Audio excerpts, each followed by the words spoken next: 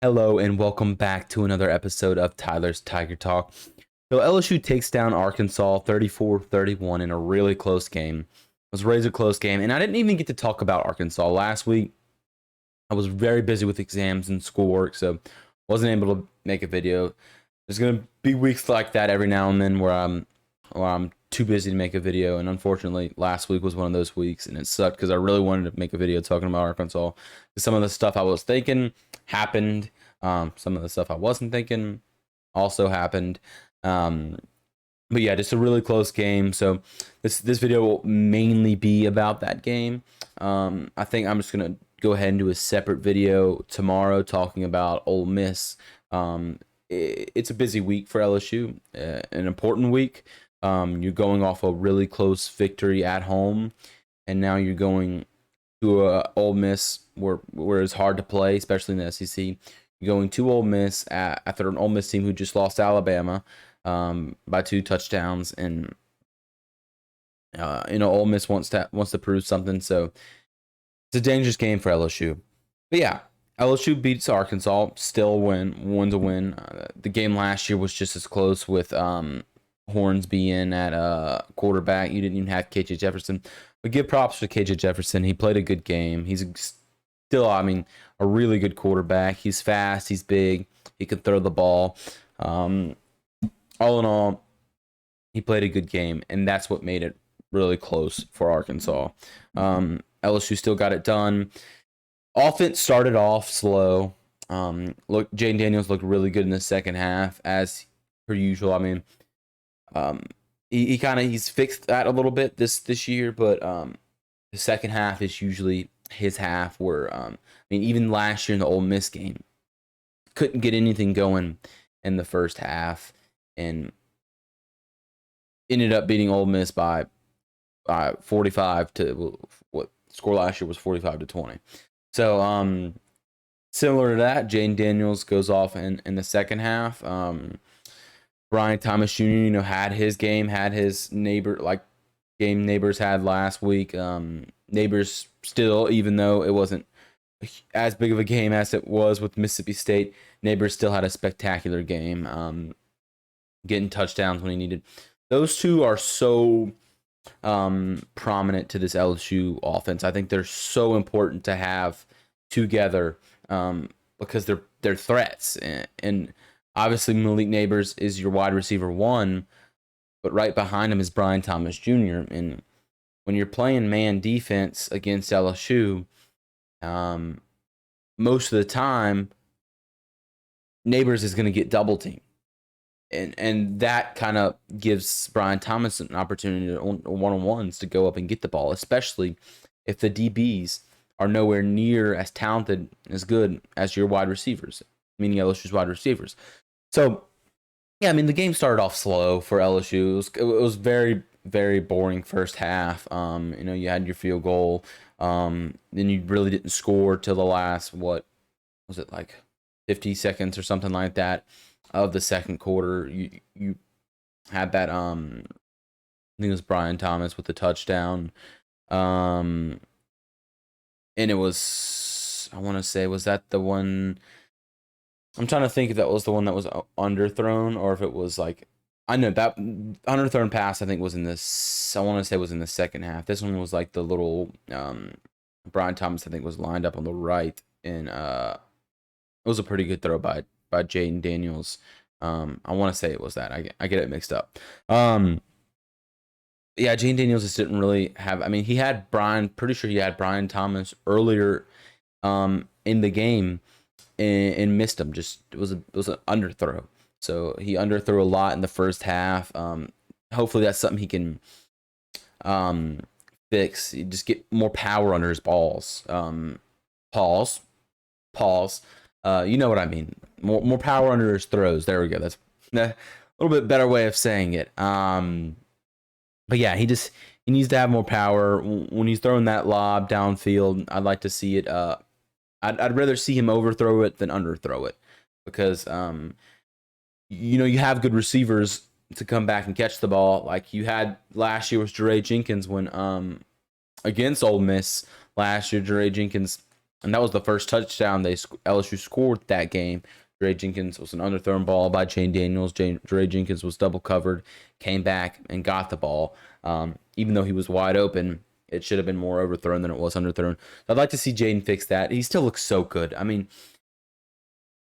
Jaden Daniels is the most like calm, cool, collected guy under pressure that I've ever seen. I mean, as far as playing football, he's a leader. I mean, he knows what he's doing with this offense, and he just stays so calm under pressure. And you love to see it because sometimes he'll take a sack and then it'll be 2nd and 15, and then he'll throw it to Neighbors and make a big play. Or I mean, he's just so calm, cool, and I just think that's why he's the starter. Is not only is he a good decision maker, but he's so good under pressure, and that's you have him for that. Let's see what else I wanted to talk about.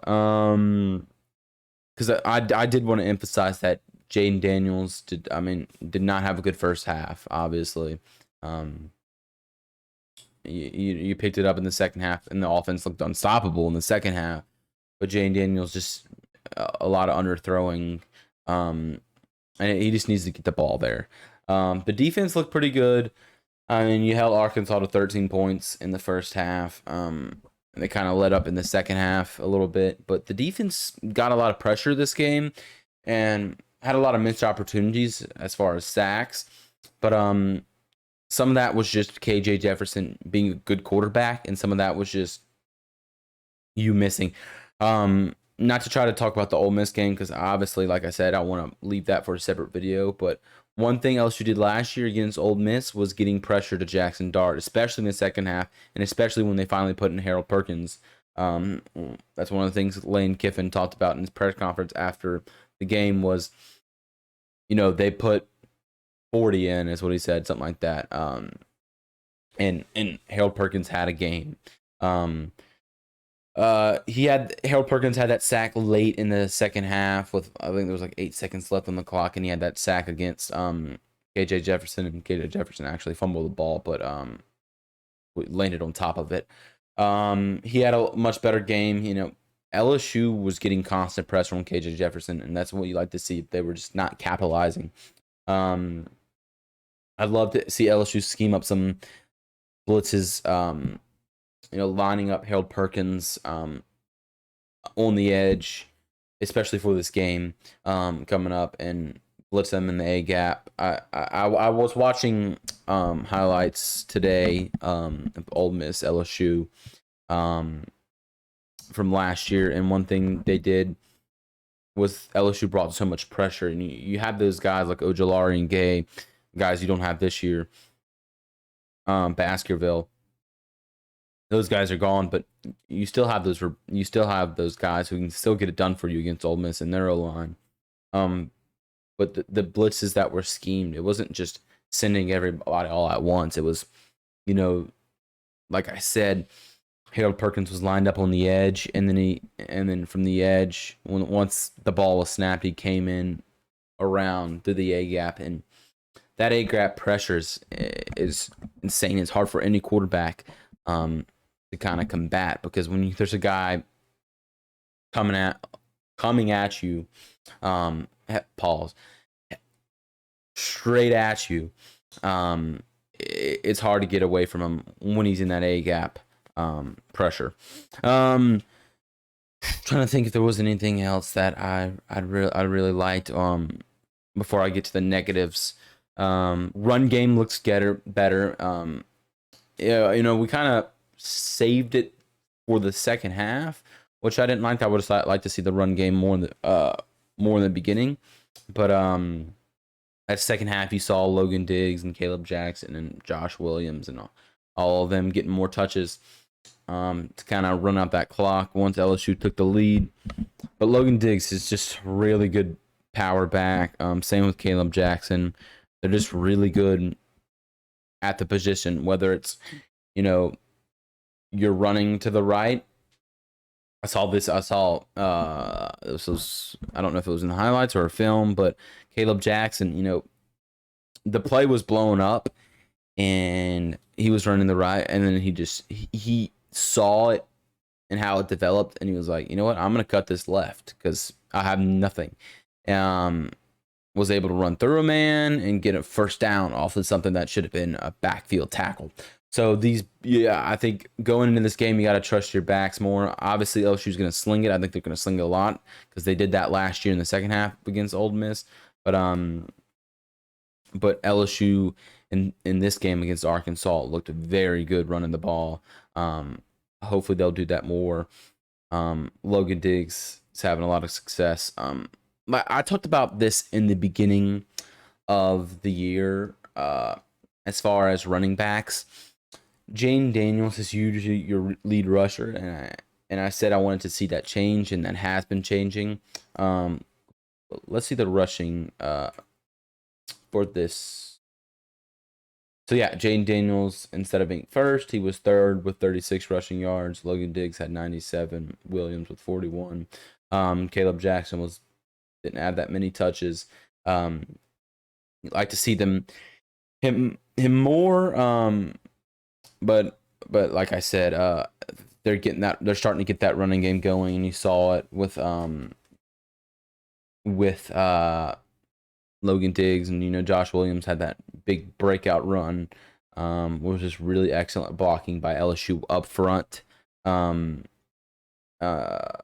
he had he only had one carry for 41 yards. Logan Diggs, 14 carries, 97 yards, 6.9 per touch, which is really good. LSU got that running game going in the second half, like I said. I just hope they can balance it. I hope you can see, LSU running the ball good in the first and second half, because like I talked about, as calm as Jaden Daniels is under pressure, it really helps him when you can hand it to a running back, and that running back gets 6-7 yards, and sometimes a big breakout run. It just helps Jaden Daniels because he doesn't have to worry about much. He can just hand it to Logan Diggs, hand it to Caleb Jackson, Josh Williams, whoever's in, and then that's that. I think you're gonna see a lot of LSU trying to run the ball in the beginning versus Ole Miss. They're gonna come out probably first play of the game and run Logan Diggs. I wouldn't be surprised. Receiving just continues to be really good. The ball's being pushed vertical. Something that LSU fans all wanted to see more. I love seeing the ball being pushed vertical, but it's not always going to happen. I think I talked about it against the Mississippi State before the game. Obviously, that game was huge, pushing the ball vertical. But I said, hey, if Mississippi wants to have their defense back, Ole Miss plays back a lot with their defenders. If they want to play back, let us play pitch and catch 5 yards time. I don't mind that.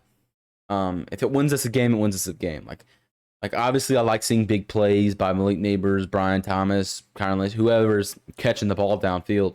But if they're gonna let us get 5-6 yards a pass, let that happen. So yeah, that was there's a thing playing on the corner, and that was in the second half where Jaden Daniels underthrew Brian Thomas Jr. by a lot, but it was still a good touchdown. So yeah,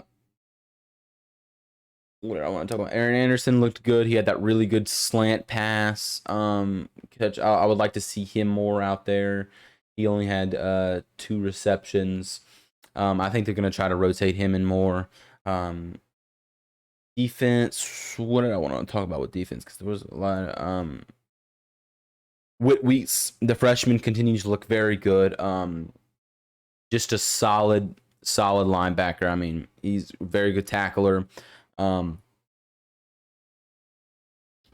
at blitzing. I think did he have a sack, or was it? I don't know if it was a tackle for loss. I guess he helped someone. No, it was a sack. Sorry. Andre Sam becoming one of my favorite players on defense. Watch Andre Sam against Ole Miss. If you even want to go back and look at the highlights, he's becoming a very good defender. A defensive back LSU needs to lead the team. I mean, he's looking really good at coverage, tackling. When he's playing back, I mean, he gets up downfield so fast. If it's a screen pass, I was watching film the other day, and I mean, it was a screen to, I think, the running back or receiver. No, it was a receiver screen. Andre Sam was like 10 yards back. Read KJ Jefferson, saw that it was a screen pass, got downfield, and it was a tackle for loss. I mean, the dude is fast. He's a really good tackler. And I think he's gonna, you're gonna see his name a lot more in this defense. Obviously, along with Harold Perkins and Whit Weeks and guys like that, for coming stars on the LSU defense. But yeah, LSU's defense just looks like there's a different element every week. There's just something different about LSU's defense every week, and I think LSU's defense is finding their touch, which is positive news. If you want positive news about LSU's defense, is that it is changing and it is developing and is looking a lot better. I'd like to see LSU's defense go into Oxford and look like a completely new defense, and you know, when you're playing man coverage, you get the breakup, and I'd love to see stuff like that. But I think the most important and the thing that's going to go for LSU the most as far as defense right now, at least, is their ability to get pressure on the quarterback and their abilities to stop running backs, because you're going up against Judkins, a really good running back, and you know, get those tackle for loss, or you know, if they run at Judkins, let them get a yard or so, whatever. That defensive line needs to be good, and they have been. I think when you get Jackson Darts can run. Obviously, I mean, you wouldn't label him a dual threat quarterback, but he can run. If you look at the statistics right now, I mean, he has more rushing yards than Jaden Daniels does. So you wouldn't think that, but he does. He can run. He will run. They even have, you know, in one of the highlights I saw today, Ole Miss versus LSU last year, you know, he ran for I can't remember what he ran for, but it was a quarterback draw play is what I wanted to say. But this defense is developing. They're looking good. They looked good. They looked a lot. And Arkansas scored 31 points on you. And the defense did have some just bad coverage problems. Especially man on man. You had that one. That's, I think, the second touchdown, I want to say, Arkansas had. Or was it their first touchdown? I can't remember, but it was like a corner of the end zone. Just a really good catch, first of all. But you know, I think it was Denver Harris who was covering Arkansas's receiver. He just kind of was running with them, didn't turn around, didn't look back. That's something that's gonna need to change for LSU. Is LSU being able to spot the ball, because it seems like on every man-on-man, especially in this Arkansas game, every man-on-man where it was, you know, KJ Jefferson throwing up to his receiver, LSU was just, you know, running with the receiver and trying to get whatever defender it was, trying to kind of getting their hands up, not trying to really turn around and spot the ball, which is something going to need to change, because, yes, as a defensive back, your eyes most of the time are supposed to be on the receiver. You're supposed to look at the receiver's eyes, and if you see those eyes kind of brighten up a little bit, you know the ball's going to him. You can tell when a receiver's about to try to make a catch. But LSU is just gonna, when they are playing man defense, they're just gonna be better at trying to spot the ball as when the ball is in the air and trying to make a play on the ball sometimes, because we are getting killed, especially in the red zone, when the ball's going up to the end zone. LSU is just really bad at covering receivers, and they're getting killed. And right now, I feel like it's when whoever it is, KJ Jefferson, Jackson Dart, whoever it is, when they're throwing it up to the receiver, there's a big, 70% chance that that receiver is going to catch that, and that's not good right now. You don't want those odds to be like that. But I think LSU, if you want to take a positive from the defense, LSU's getting a lot of pressure on the quarterback, and the defensive line is looking a lot better. You guys like Mekhi Wingo. Who else would I want to talk about? Womack looked really good. Him and Harold Perkins were both on the edge on one play, and that's when you had that sack, and they looked really good together. Just those guys. I mean, LSU's pressure is going to be important. Obviously, in this game, they got a lot of pressure against Ole Miss last year. They got a lot of pressure against KJ Jefferson this game. And that's just going to be what you have to rely on for this defense, because I do believe they can get better in coverage, especially man coverage. But right now, you're going to rely on LSU's ability to sacks, tackle for losses, and just pressure on the quarterback to where he has to make a bad throw or a throw he doesn't want to make. That's what you're going to have to rely on for now. If there was a takeaway from what I had against this defense, it'd be, like I said, good pressure on the quarterback. Man coverage still iffy. I mean, right now, no matter what team LSU's playing, that receiver has a better chance to catch the ball than our DB has to break up the pass or even an interception. I hate saying it, but it's just true. We just don't have good man coverage right now. And that will change, and I think it could change in this game. And that's something I want to talk about. I do believe LSU's defense has the ability to have a breakout game. Like Neighbors had a breakout game against Mississippi State. Brian Thomas had a breakout game against Arkansas.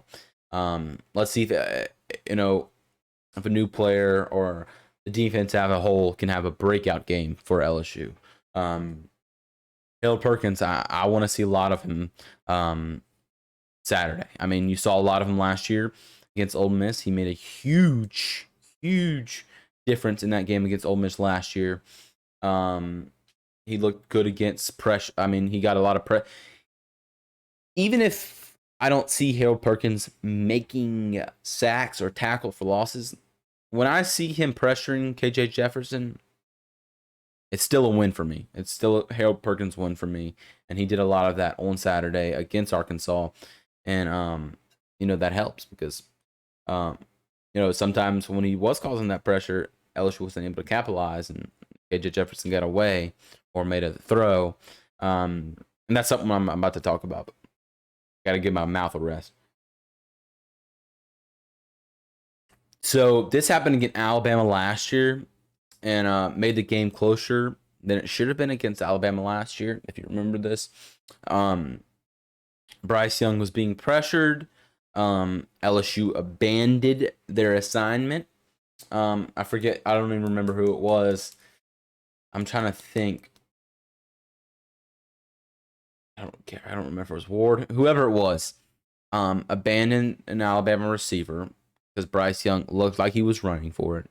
Bryce Young made an easy just toss downfield, and it was a touchdown, and it hurt LSU. That drive, LSU had potential to make Alabama punt, and they did a similar thing against Arkansas. I can't remember what down it was. I think it might have even been a third down, maybe second down, but LSU was getting pressure on KJ Jefferson. I want to say, I don't know, Chestnut or Burn. I can't remember who it was, but abandoned an Arkansas receiver, and I think it was a tight end too. And let him get free, and it was an easy touchdown for KJ Jefferson, and it was a very avoidable touchdown. But until you see KJ Jefferson tuck that ball and run, you never abandon your assignment. And I think Brian Kelly's going to stress that, and he probably already has. But never abandon your assignment, because that was bad, and that gave Arkansas an easy touchdown. and kept them in the game. And you hated to see that. And it was very frustrating. And it was like you saw that happen, and I literally sat down and was like, that was literally Alabama last year.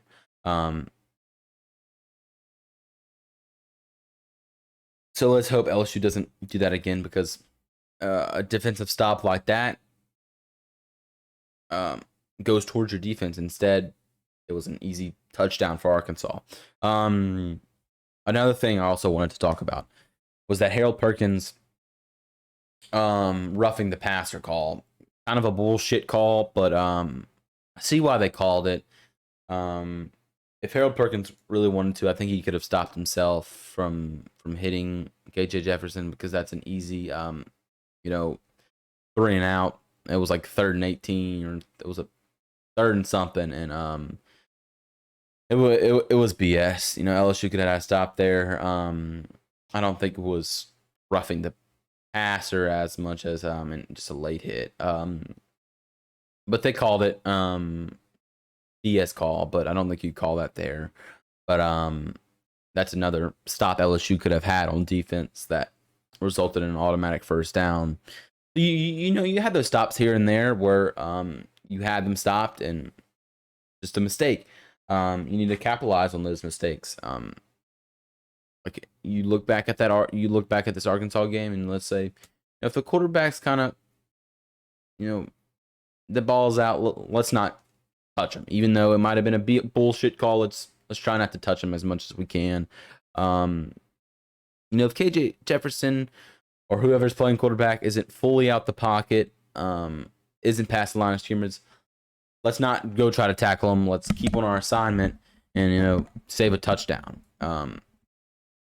So you had plays like that, but like I said, offense looked very good in the second half, and they were able to keep us in that game because defense made those mistakes that kept Arkansas in the game, and our offense was very important.